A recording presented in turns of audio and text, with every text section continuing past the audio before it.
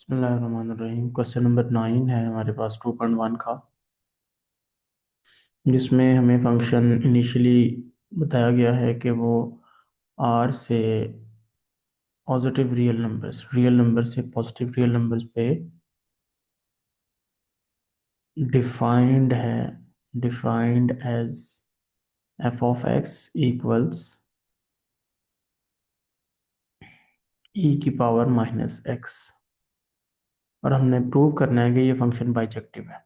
देखिए, function bijective वो होता है जो ऑन टू भी हो, यानी सर्जेक्टिव भी हो, प्लस वन टू वन भी हो। वन टू वन यानी इंजेक्टिव भी हो। अगर ये दोनों चीज़ें उसमें पाई जाएंगी तो ये दोनों चीज़ें मिलके फिर उस फंक्शन को बाइजेक्टिव बनाती है। ये आपको पता होना चाहिए। तो ये फंक्शन हमें गिवन है। हम यहाँ लिख लेंगे गिवन डैट। अच्छा, सबसे पहले आपने क्या करना है यहाँ पे, हियर, इसके डोमेन देखें। कुछ कोई नंबर ऐसे तो नहीं है जो यहाँ पे हमें रिस्ट्रिक्ट करने पड़ेंगे। तो डोमेन ऑफ एफ जो है, इसमें देखिए हमने तीन चीज़ें देखनी होती हैं कि डिनोमिनेटर जीरो ना हो, पावर में इवन रूट्स हों, तो अंदर जो एक्सप्रेशन है वो नेगेटिव भी होना चाहिए और लॉग की इनपुट जो है वो पॉजिटिव होनी चाहिए। अब इसको आप लिख सकते हैं 1/e⁻x। अब e⁻x जो है ये इसका डिनोमिनेटर है। तो e⁻x कब जीरो हो सकता है? अगर हम इसको जीरो करें, इसकी वैल्यू कब जीरो आ सकती है? तो आप x को कोई भी रियल नंबर पुट करें, इसकी वैल्यू कभी जीरो नहीं आ सकती। x को आप जीरो पुट करें तो e⁻0 की वैल्यू वन आ जाएगी। अगर कोई पॉजिटिव नंबर पुट करेंगे e⁻1, तो उसकी पावर e ही आ जाएगी। 2.71 इसकी वैल्यू होती है समथिंग, वो वैल्यू आ जाएगी। अगर e⁻−1 पुट करेंगे तो 1/e, और 1/2.71 समथिंग जब डिवाइड करेंगे तो यहाँ पे कोई और नंबर आ जाएगा, लेकिन इसकी वैल्यू कभी जीरो नहीं आ रही।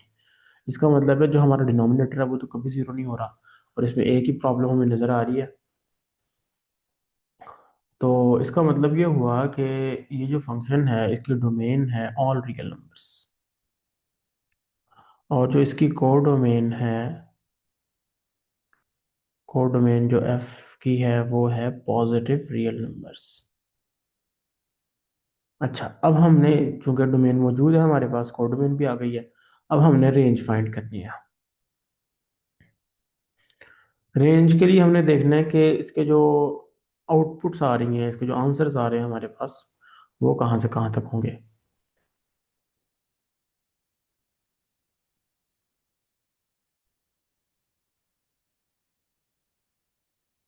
तो उसमें हम लेट कर लेंगे एफ एक्स इक्वल्स वाई। तो हमने एफ एक्स को वाई रख लिया, तो हमारे पास आ गया वाई इक्वल्स e⁻−x। अब यहाँ से अब दोनों तरफ नेचुरल लॉग अप्लाई करें, तो यहाँ आ जाएगा natural log Y equals natural log e⁻−x। Natural log Y equals, ये जो पावर है ये शुरू में आ जाएगी, लॉग की प्रॉपर्टी के मुताबिक नेचुरल लॉग ई रह जाएगा। तो natural log Y equals -x, natural log e होता है 1।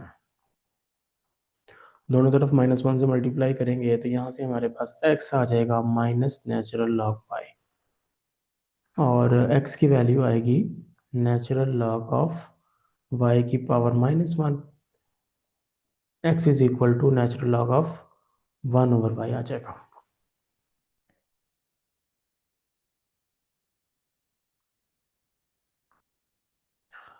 अब देखें, यहाँ पे जो लॉग की इनपुट है वो पॉजिटिव होनी चाहिए, तो इसका मतलब है कि y ज़ीरो नहीं हो सकता। ये अगर y ज़ीरो हुआ तो ये लॉग की इनपुट अनडिफाइंड हो जाएगी, और पॉजिटिव करने के लिए y को पॉजिटिव होना चाहिए, क्योंकि वन के ओवर में जो नंबर है वो पॉजिटिव होगा तो इसका आंसर पॉजिटिव बनेगा। तो इसका मतलब है कि y पॉजिटिव भी होना चाहिए और ज़ीरो भी नहीं होना चाहिए। x को रियल नंबर रखने के लिए y पे ये कंडीशंस हैं कि y पॉजिटिव भी होना चाहिए और ज़ीरो नहीं होना चाहिए। तो इसका मतलब क्या हुआ कि रेंज ऑफ रेंज एफ हमारे पास है पॉजिटिव रियल नंबर्स। अच्छा, अब हमने रेंज और डोमेन फाइंड कर ली। कोड में हमारे पास पॉजिटिव रियल नंबर्स है, तो अब हमने चेक करना है एज रेंज एफ जो है वो कोड डोमेन के इक्वल है कि नहीं। तो क्लियरली रेंज एफ जो है वो कोड डोमेन के इक्वल है। सो एफ इज सरजेक्टिव। सरजेक्टिव दूसरा नाम है वन ऑन टू फंक्शन का। सरजेक्टिव और ऑन टू एक ही बात है, तो हमारा फंक्शन सब्जेक्टिव हो गया। अब हमने चेक करना है कि ये फंक्शन इंजेक्टिव है कि नहीं।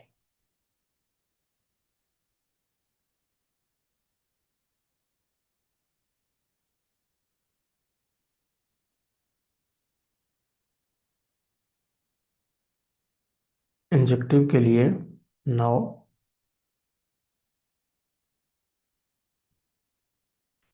Suppose x1 x2 belonging to domain of f such that हमने दो ऐसी प्री इमेजेस ली डोमेन में से कि उनकी इमेजेस इक्वल है।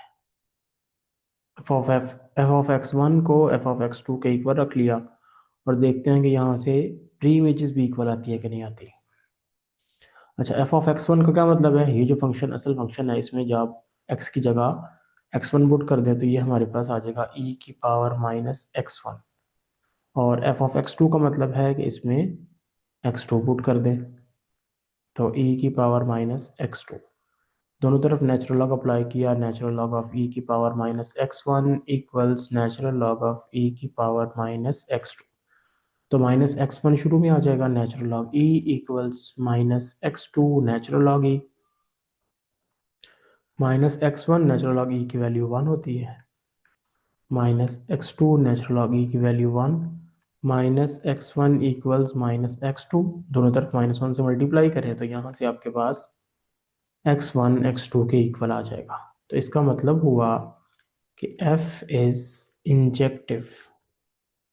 तो चूंकि अब इसके अंदर दोनों कंडीशंस पाई जा रही हैं, एफ सब्जेक्टिव भी है और इंजेक्टिव भी है, सो एफ इज बाइजेक्टिव फंक्शन। तो इस तरह से आपने क्वेश्चन नंबर 9 करना है।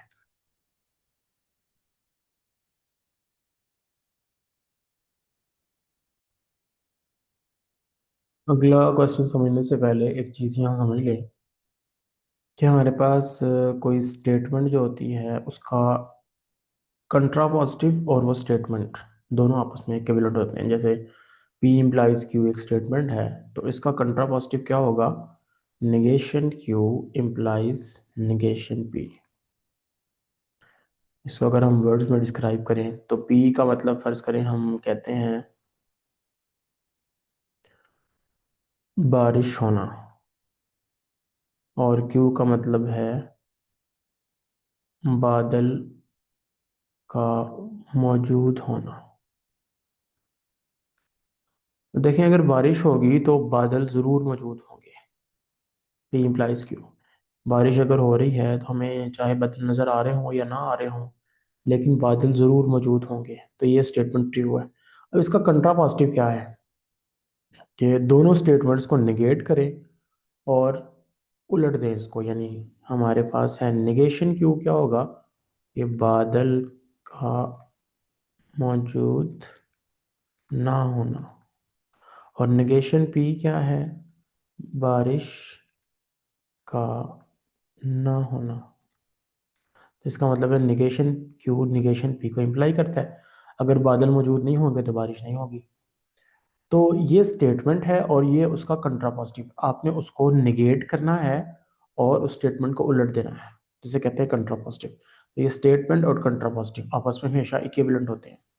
ये बात मैं आपको समझाता हूँ। देखिए, हमने अगर किसी फंक्शन को इंजेक्टिव प्रूव करना है तो उसके लिए हम क्या कंडीशन प्रूव करते हैं कि F of x one equals F of x two implies X one is equal to x two. अच्छा, इसी स्टेटमेंट का ये हमारे पास समझ लें P है और ये हमारे पास Q है। तो इस स्टेटमेंट का कंट्रापॉजिटिव क्या होगा, दोनों को निगेट करो। हम यहाँ पे कह रहे हैं कि ये इसके इक्वल है तो ये भी इसके इक्वल होना चाहिए। और कंट्रापॉजिटिव क्या होगा कि इस स्टेटमेंट को ये हम कहेंगे कि जो क्यू है वो अगर इक्वल ना हो x1 not equal to x2, तो फिर इसे इम्प्लाई करना चाहिए कि f ऑफ x1 भी इक्वल नहीं होना चाहिए f ऑफ x2 के। ये बात और ये बात ये बिल्कुल सेम है, ये एक ही बात है कि इमेजेस इक्वल रखें तो प्री इमेजेस इक्वल आनी चाहिए, और अगर प्री इमेजेस इक्वल ना रखें तो फिर इमेजेस इक्वल नहीं आनी चाहिए।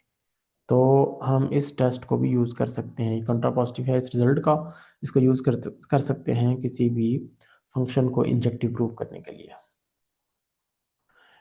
लेकिन अगर हमारे पास दो ऐसी हमने प्री इमेजेस ली जो इक्वल नहीं है लेकिन उसकी इमेजेस इक्वल आ गई, नहीं आनी चाहिए थी इक्वल, लेकिन अगर वो आ गई तो इसका मतलब है वो फंक्शन इंजेक्टिव नहीं है।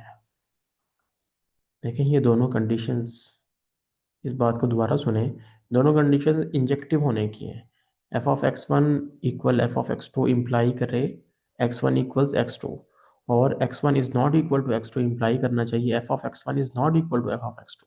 अगर ऐसा नहीं होता तो ये फंक्शन इंजेक्टिव नहीं है। यानी अगर ऐसा हो जाता है कि हमने दो प्रे इमेजेस ली जो इक्वल नहीं है, लेकिन उन्होंने इम्प्लाई कर दिया कि F of x one equal है एफ ऑफ एक्स टू के, अगर ऐसा हो गया तो इसका मतलब है f इज नॉट इंजेक्टिव। इसको समझने के बाद हम देखते हैं question number 10।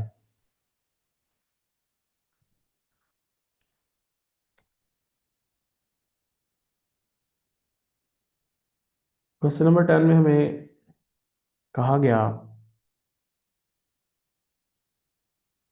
Given that the function g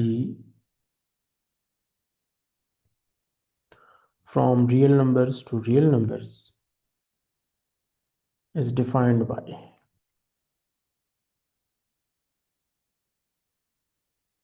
ये फंक्शन डिफाइंड है f of x equals x square minus 3x।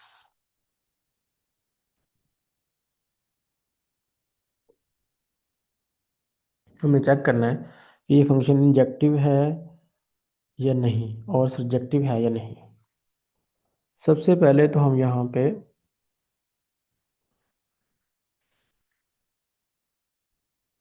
Prove करेंगे, ये प्रूव करेंगे कि ये फंक्शन ऑन टू है या नहीं। बल्कि पहले आप ये प्रूव कर लेंगे फंक्शन इंजेक्टिव है, यानी वन टू वन है या नहीं है। तो हम ये चेक कर लेते हैं। तो हमने यहाँ पे दो नंबर ले लिए, टेक 0 and√3। अच्छा ये स्केयर नहीं है, क्यूब है, इसको सही कर ले जरा।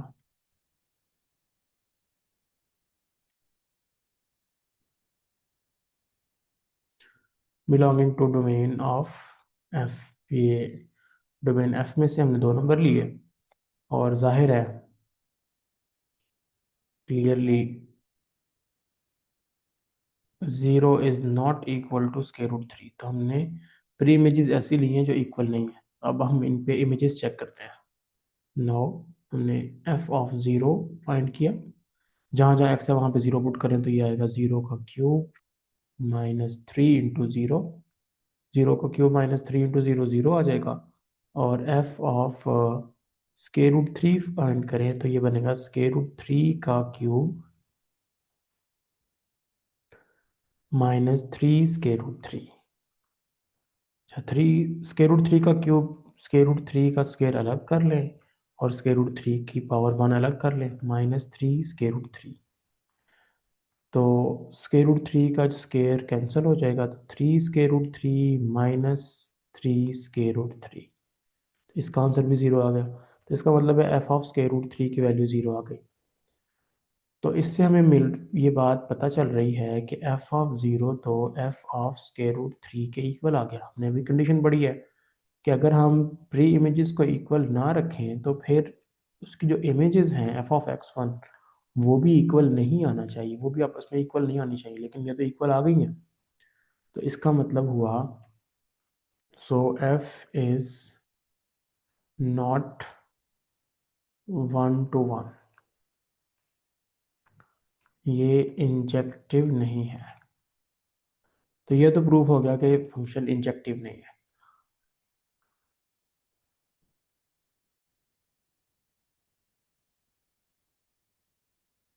अब यहाँ पे जो फंक्शन है हमारे पास, हमने देखा है कि वो इंजेक्टिव तो है।